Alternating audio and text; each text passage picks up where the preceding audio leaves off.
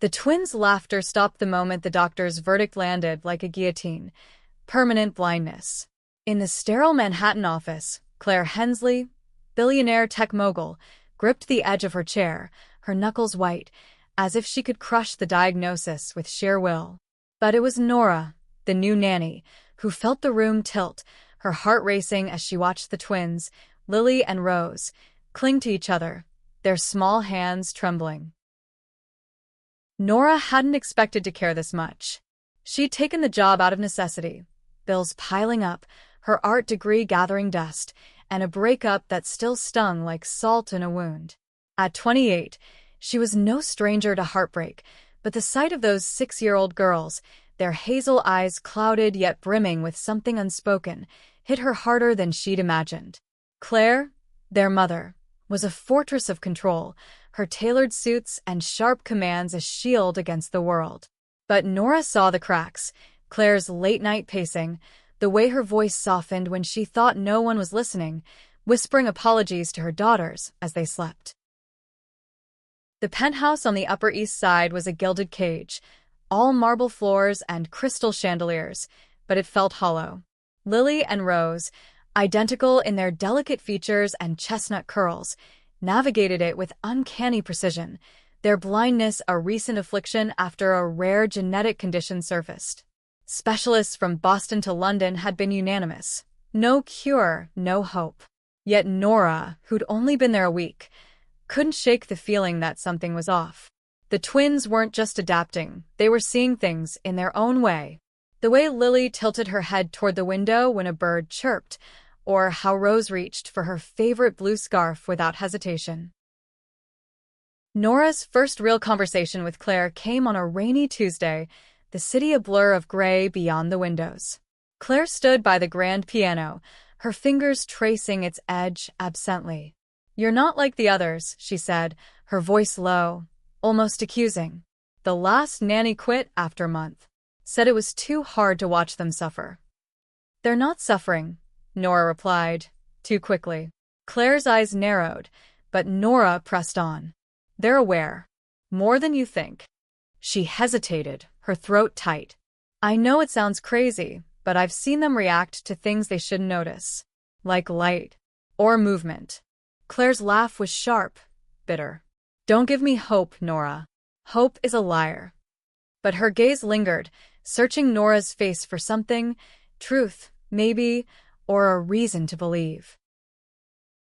That night, Nora stayed late, sketching in the twins' playroom while they slept.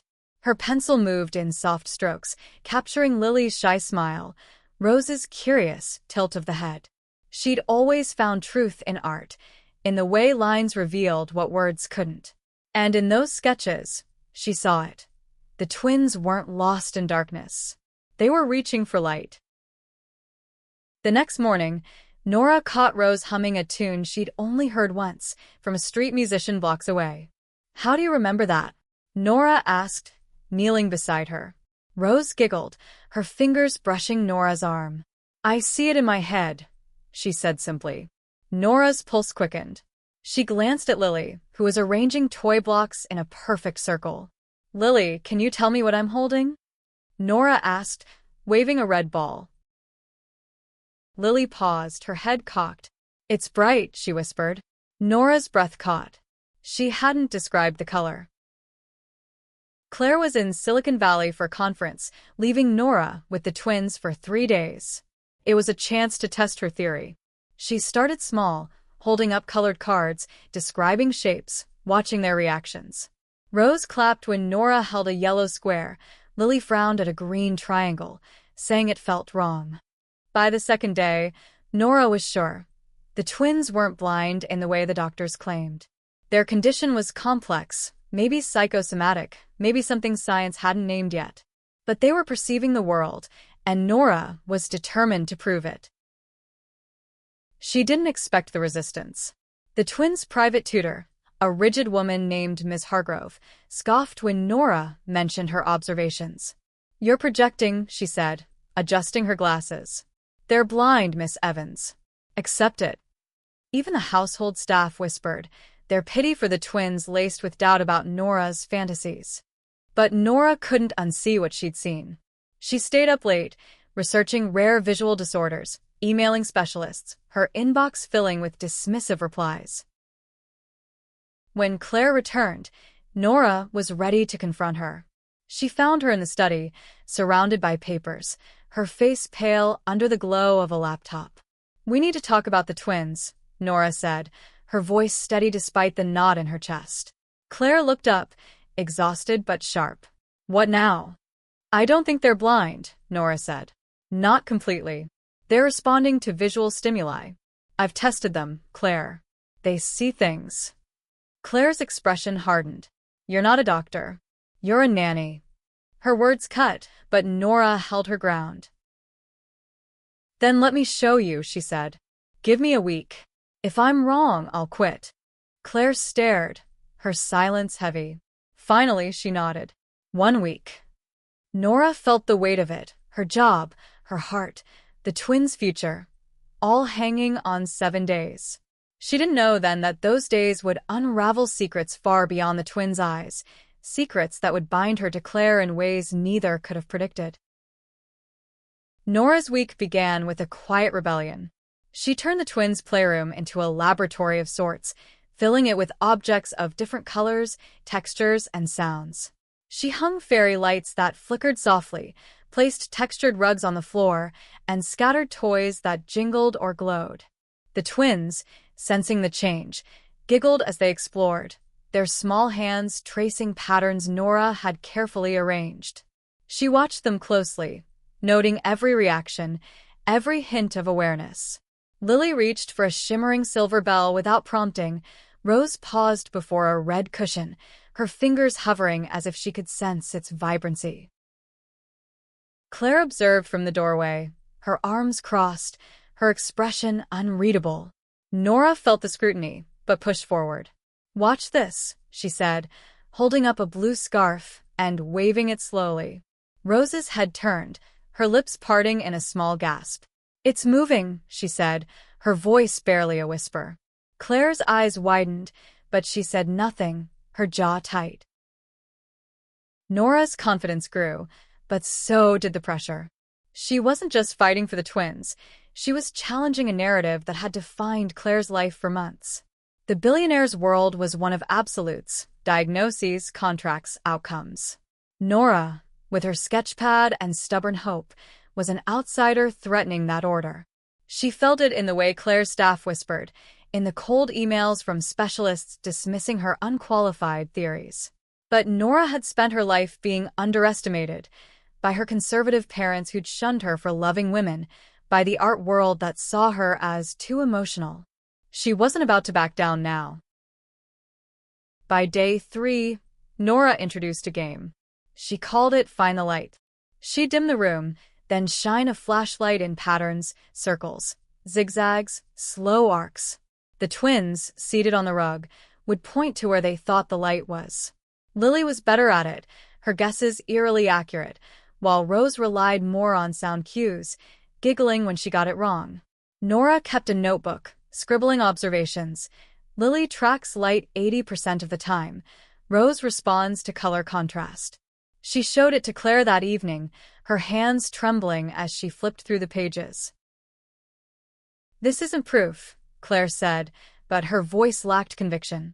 She lingered on a sketch Nora had drawn, a rough outline of the twins holding hands under a beam of light, their faces alive with wonder. "You're seeing what you want to see.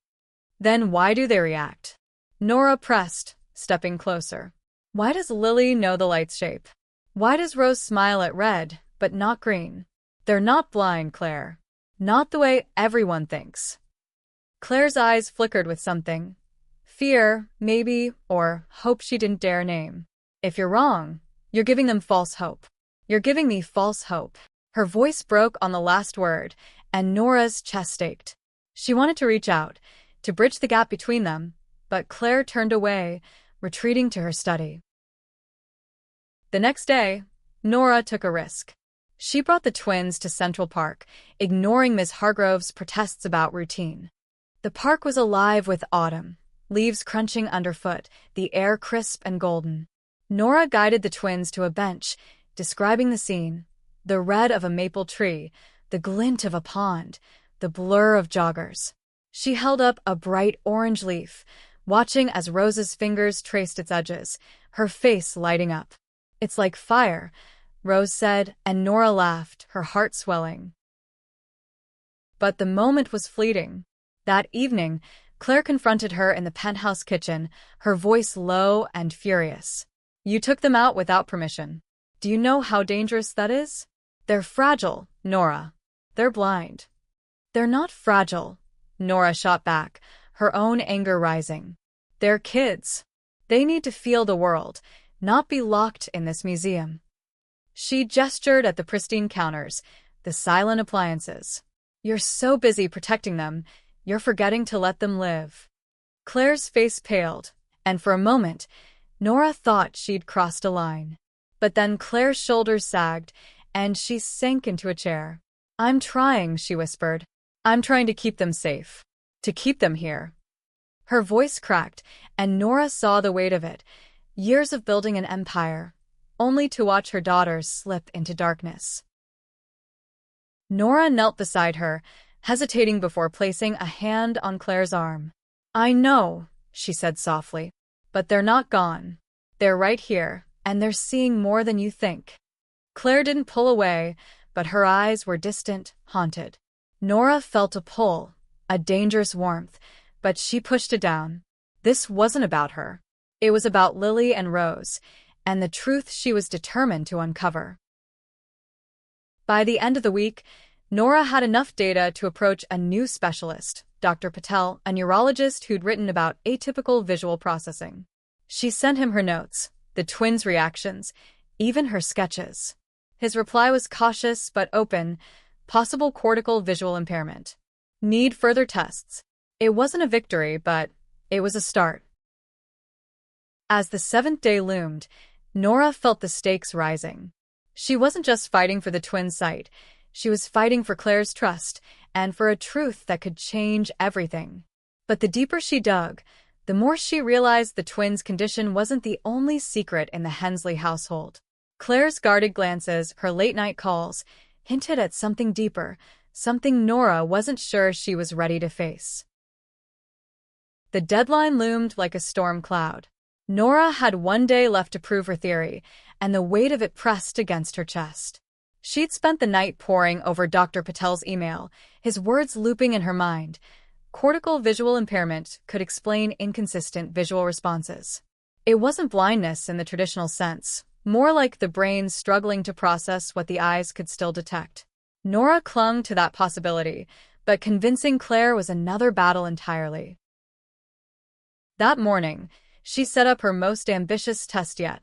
In the twins' playroom, she arranged a series of glowing objects: LED candles, a spinning color wheel, a tablet playing soft patterns of light. She guided Lily and Rose through it, her voice steady, but her heart racing. "Tell me what you feel," she said, holding up a flickering blue light. Lily's fingers twitched, her head tilting toward it. "It's cold," she said, and Nora's breath caught. Rose, beside her, pointed at a red glow. "That one's warm." Claire watched from the corner, her arms folded tightly, her eyes darting between her daughters and Nora. When Rose correctly identified a yellow star on the tablet, Claire stepped forward, her voice sharp. "How are you doing this? Are you prompting them?" "I'm not," Nora said, meeting her gaze. "They're doing it themselves." "They're seeing Claire in their own way." She handed Claire her notebook, pages filled with observations, timestamps, and sketches. "This isn't my imagination. It's real." Claire's hands shook as she flipped through the pages, pausing on a drawing of the twins reaching for a light, their faces alight with curiosity. For a moment, her guard dropped, and Nora saw a raw vulnerability, a mother desperate to believe. But then Claire's phone buzzed, and her walls went back up. "I have a meeting," she said curtly, handing the notebook back. "We'll talk later." Nora's frustration flared, but she focused on the twins. She spent the day refining her tests, noting how Lily responded better to shapes, while Rose was drawn to colors. By afternoon, she crafted a makeshift vision board, bright, contrasting patterns she hoped would stimulate their brains. The twins laughed as they touched it, their fingers tracing circles and lines, their voices overlapping with excitement. Nora's heart swelled, but a nagging doubt lingered. What if she was wrong? What if she was pushing too hard, risking Claire's trust and the twins' fragile hope?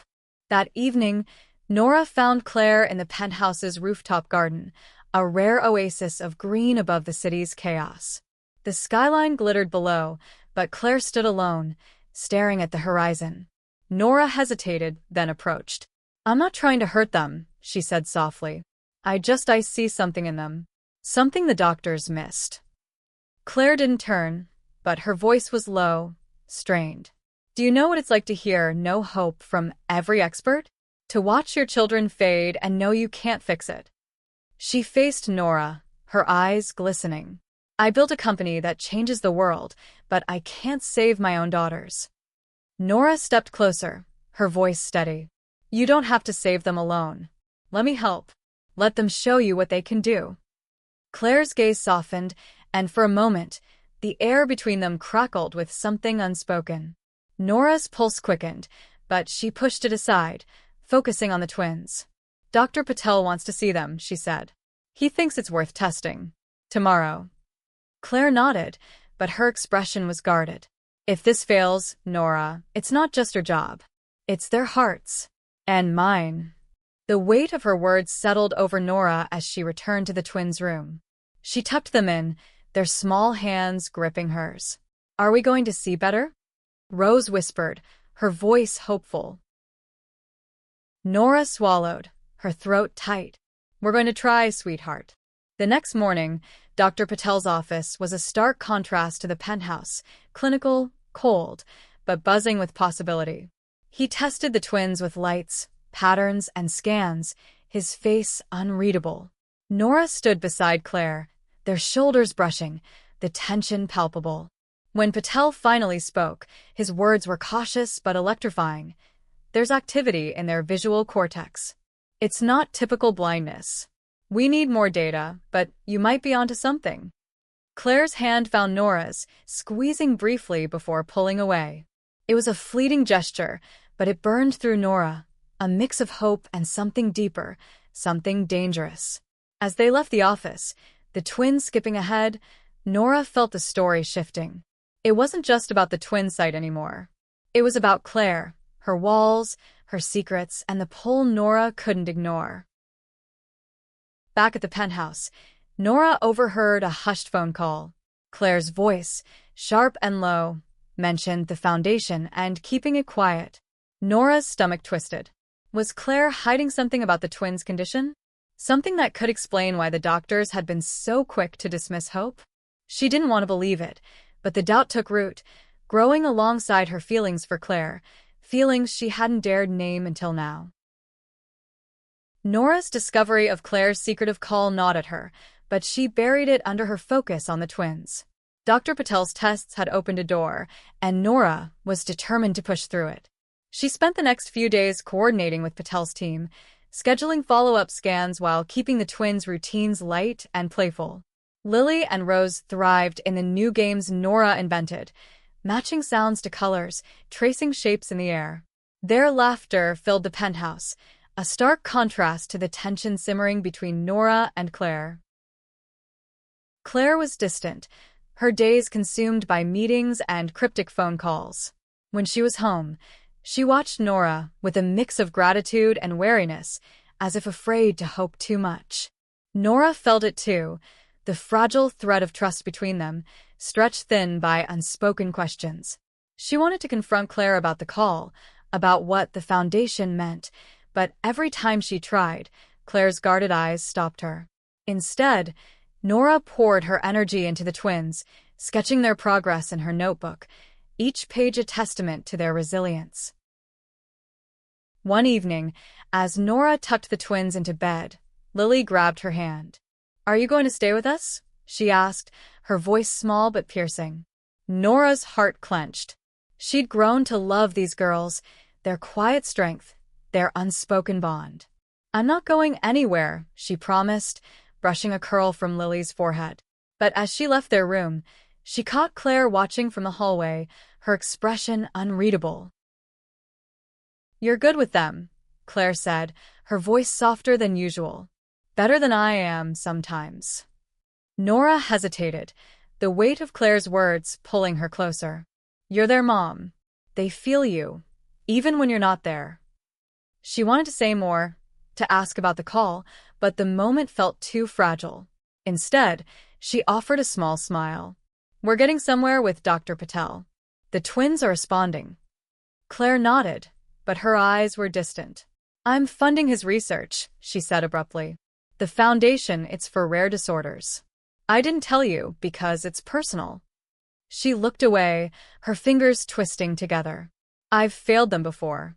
I can't fail them again." Nora's breath caught, the pieces clicking into place. The foundation wasn't a secret plot.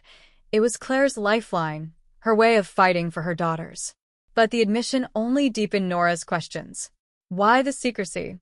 What else was Clare holding back? The next day, Nora took the twins to Patel's lab for advanced scans. The results were promising but inconclusive. Their visual cortex showed activity, but the signals were erratic, as if their brains were rewiring themselves. Patel was optimistic, suggesting targeted therapy to strengthen their neural pathways. Nora felt a surge of hope, but Clare's reaction was muted, her smile tight. "We'll see," she said, and Nora's frustration flared. Why couldn't Clare believe in this? That night, Nora found Clare in the study, surrounded by papers marked with the Foundation's logo. "You're not telling me everything," Nora said, her voice steady despite the risk. "What's going on, Clare? Why are you so afraid to hope?" Clare's eyes flashed, but her voice was low, raw. "Because hope hurts. Because I've been here before, promises, tests, failures. And every time, it's my girls who pay the price." She stood, closing the distance between them. "You're so sure you're right, Nora. But what if you're not?" Nora held her gaze, her heart pounding. "What if I am? What if they're seeing more than anyone realizes, and you're too scared to let them try?" The air crackled, their faces inches apart. For a moment, Nora thought Clare might turn away, but instead, she stepped closer, her breath warm against Nora's cheek. "You don't know what it's like," Clare whispered, her voice breaking. "To love them so much it's killing you." Nora's throat tightened, her own feelings spilling over. Admiration, frustration, something deeper she couldn't name.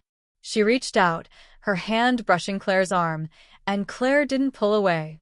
The moment stretched, electric and fragile, until Clare stepped back, her walls snapping back into place.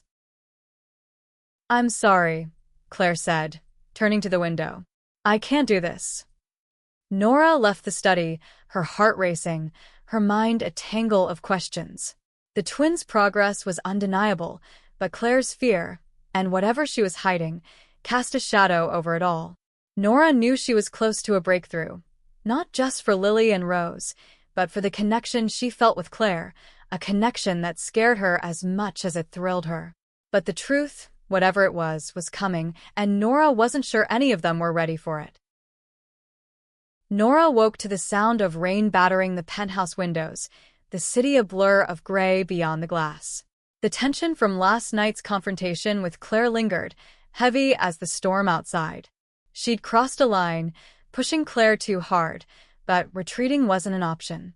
The twins' progress was too real, their small victories too precious. Nora dressed quickly, her sketchpad tucked under her arm, determined to keep moving forward. In the playroom, she set up a new exercise, a grid of lights that pulsed in sequences, paired with sounds to guide the twins. Lily and Rose sat cross-legged, their faces focused as they pointed to the lights they felt. Lily nailed the pattern every time, her small hands steady. Rose struggled but laughed, undeterred. Nora's notebook filled with notes. Lily tracks sequences with 90% accuracy. Rose responds to rhythm. She glanced at the doorway, half expecting Clare, but it was empty. The absence stung more than it should have. Dr. Patel called that afternoon with a breakthrough. The scans show neural plasticity, he said, his voice crackling with excitement. Their brains are adapting, compensating for the damage. It's not a cure, but with therapy, they could regain functional vision. Nora's heart soared, but when she shared the news with Clare, the response was a curt nod. "Keep me updated," Clare said, already turning to her phone. Nora wanted to scream, to shake her, but she bit it back. Clare's walls were higher than ever, and Nora didn't know how to reach her. That evening, Nora took a chance. She invited Clare to join the twins' game, hoping to bridge the gap. Clare hesitated, then sat beside Rose, her tailored blazer out of place among the scattered toys. Nora guided her hand to a glowing orb, describing its soft blue light.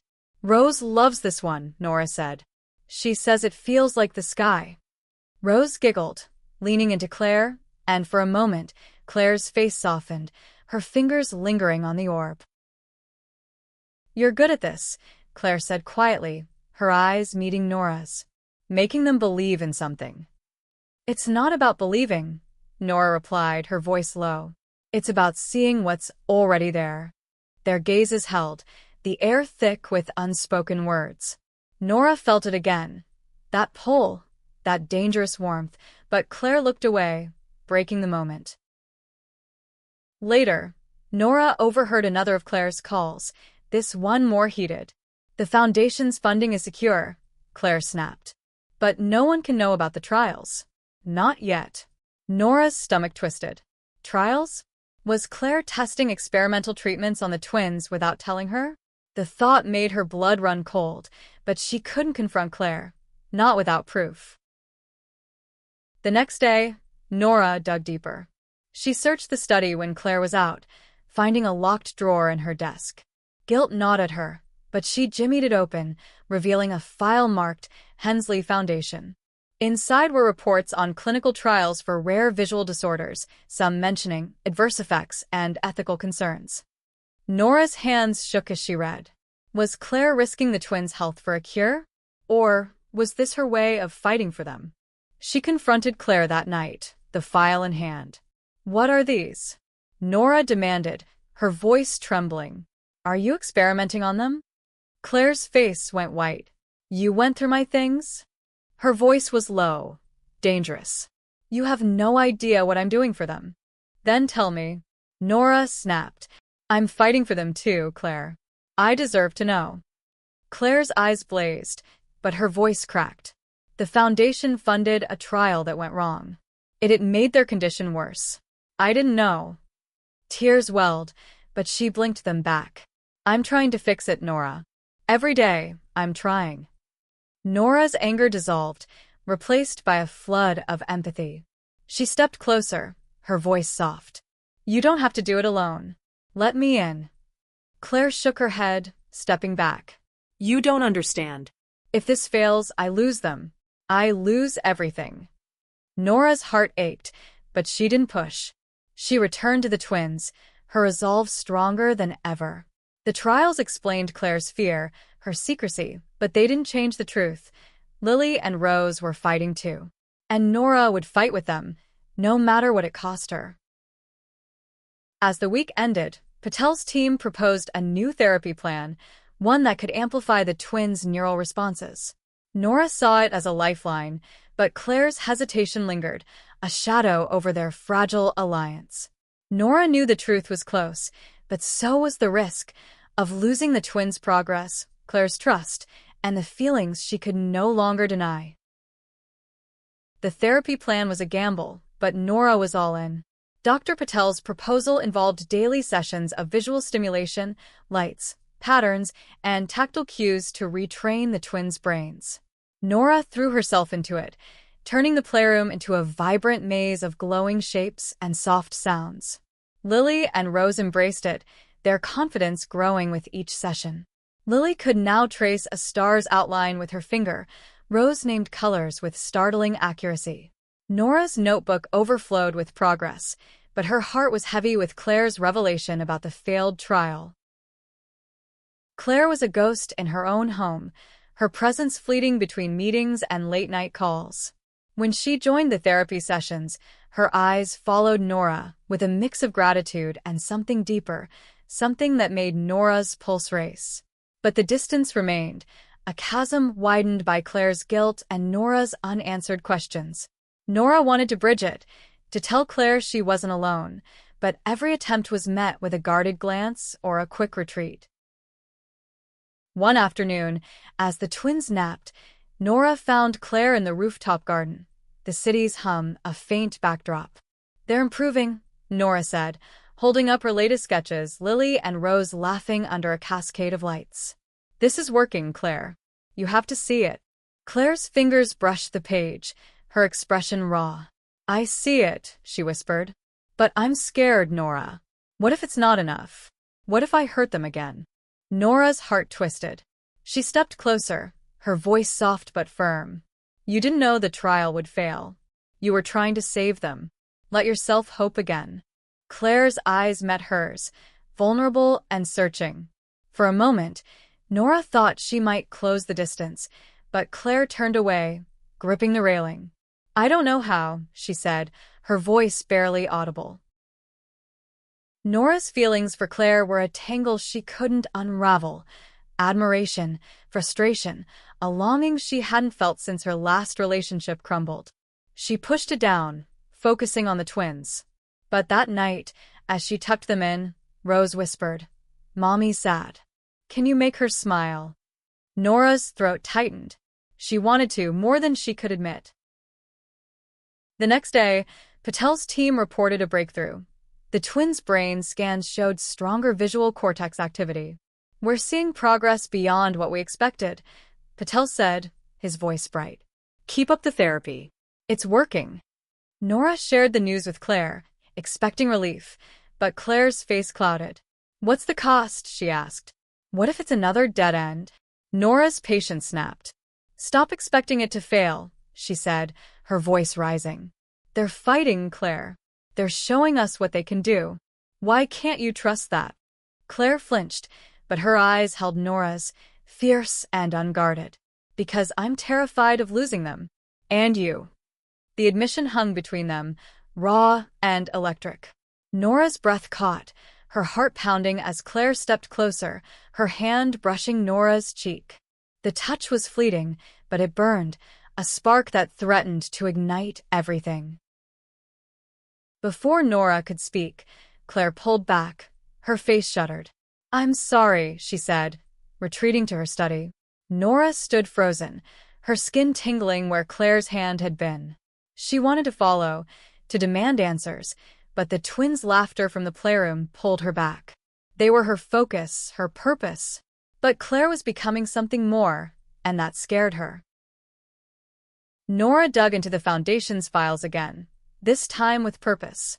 She found emails between Clare and a pharmaceutical company discussing the failed trial's side effects: vision loss, neurological damage. The trial had been experimental, rushed, and Clare had pushed for it, desperate for a cure.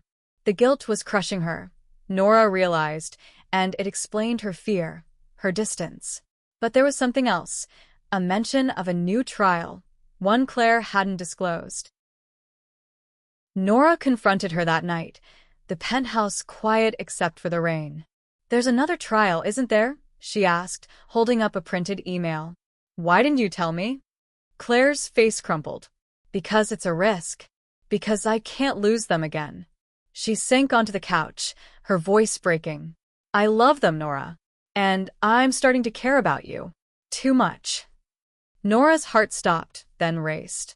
She knelt before Clare, her hands on Clare's knees. "Then let me help. Let us fight this together." Their eyes locked, and for the first time, Clare didn't look away. The truth was close, but so was the storm, and Nora knew it would test them all. The storm broke, both outside and within the penthouse. Nora stood at the heart of it, her resolve unshaken despite the revelations about Clare's past and the new trial. The twins' progress was undeniable. Lily now named shapes with confidence, while Rose could track moving lights with a grin that lit up the room. But Clare's admission, her raw confession of care, had shifted something in Nora. It wasn't just about the twins anymore. It was about the fragile, unspoken bond growing between her and Clare, a bond that could either save them or break them.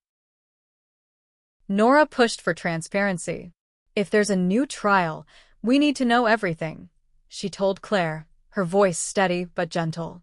They sat in the study, the Foundation's files spread between them.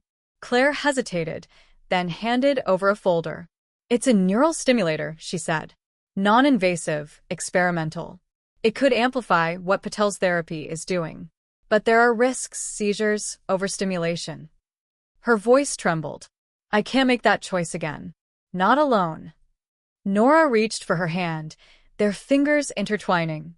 "You're not alone," she said, and Clare's grip tightened, her eyes searching Nora's for strength.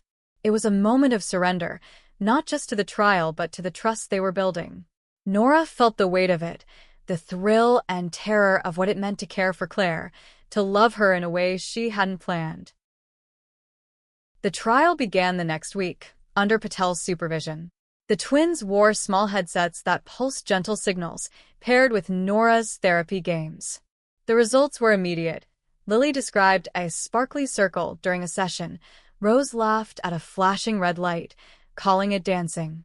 Nora's sketches captured their joy, each page a testament to their fight. Clare joined them daily, her presence steadying, her smiles tentative but growing. Nora caught her watching, not just the twins but her, and each glance felt like a step toward something new. But the risks Clare feared weren't abstract. One evening, Rose had a mild seizure during a session, her small body trembling. Nora held her, her heart pounding, while Clare called Patel, her voice sharp with panic. The episode passed, but it left them shaken. In the quiet aftermath, Clare broke down, tears streaming as she clutched Nora's hand. "I can't lose them," she whispered. "I can't lose you." Nora pulled her close, their foreheads touching. "You won't," she said, her voice fierce. "We're in this together." The embrace was a promise, a tether in the storm. Nora knew then that she loved Clare, not just as the twins' mother, but as a woman carrying impossible weight with impossible grace. The trial continued, adjusted for safety. The twins' progress surged. Lily read a simple word on a card, "Son," her voice triumphant. Rose drew a wobbly star, her first since the diagnosis. Patel's scans confirmed it. Their visual cortex was rewiring, their sight partial but growing. It wasn't a cure, but it was hope, real and tangible. On the final day of the trial, Nora and Clare took the twins to Central Park, the air crisp with spring. The girls ran ahead, their laughter echoing, their steps surer than ever. Clare slipped her hand into Nora's, her touch warm and certain. "You saw what no one else did," she said, her voice thick with emotion. "You gave them back to me." Nora's eyes stung, but she smiled. "They gave themselves back. I just listened." Clare turned to her, her gaze open, unguarded. "And you listened to me," she said. "Even when I pushed you away."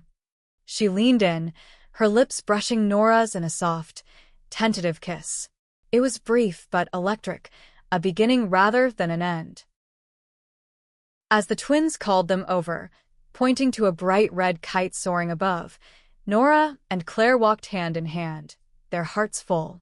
The twins weren't fully sighted, and they might never be, but they saw the world in their own way, through light, through love, through the truth Nora had fought for. And in that truth, Nora found her own, a family, a purpose, and a love that saw beyond the darkness.